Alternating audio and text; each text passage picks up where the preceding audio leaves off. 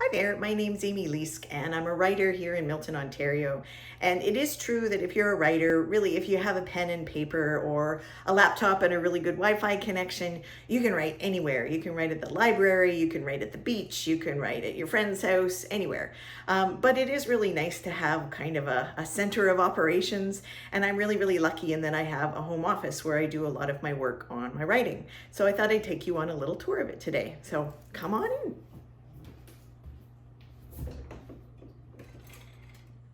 So maybe it's a surprise, maybe it isn't, that a lot of stuff that writers keep in their offices doesn't really have a whole lot to do with writing. And no, I'm not really good at music, but I do like to, play the drums or play the guitar. I have a piano as well. Sometimes it's a good distraction. Another thing I keep in my office are things that I use when I go out and do readings or community festivals or other events where I'm sharing my work. And these are the puppets from our first two books from a while back, from more than a dozen years ago. And this is Sophia and Phil, and they come with me sometimes to book fairs and things like that. More recently, though, they've been part of the Santa Claus parade with us. These are my leafy green office mates. They clean the air and it's nice to have them for company. I also have a couple dogs too who like to sleep on the floor. And my philosophy of plants is the weirder the better. So I've got all kinds of nifty succulents and funky ones here.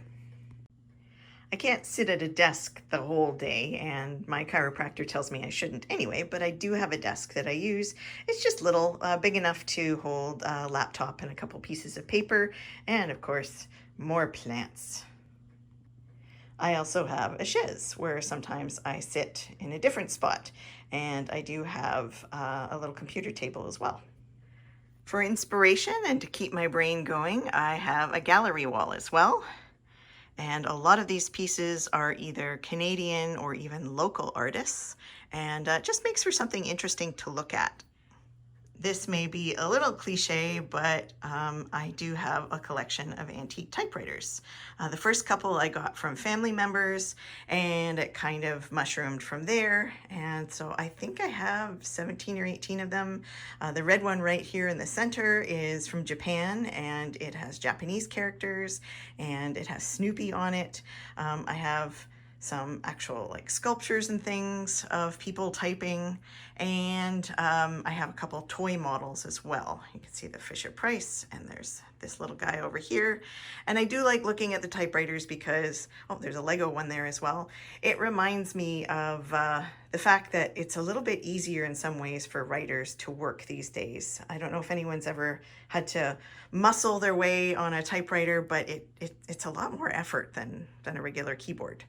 Down at the bottom, I do have a reference section of books as well that I keep just in case I need an idea. So that's it. That's my office. I don't do all of my writing here. As I said, most writers need to get out and do a little bit of work somewhere else. But I really love it here, and I'm very lucky to have this space to bounce around ideas and to get things done. If you'd like to look at my work, I have a website, amyleask.com, or you can go to redtkidsmedia.com. Thanks.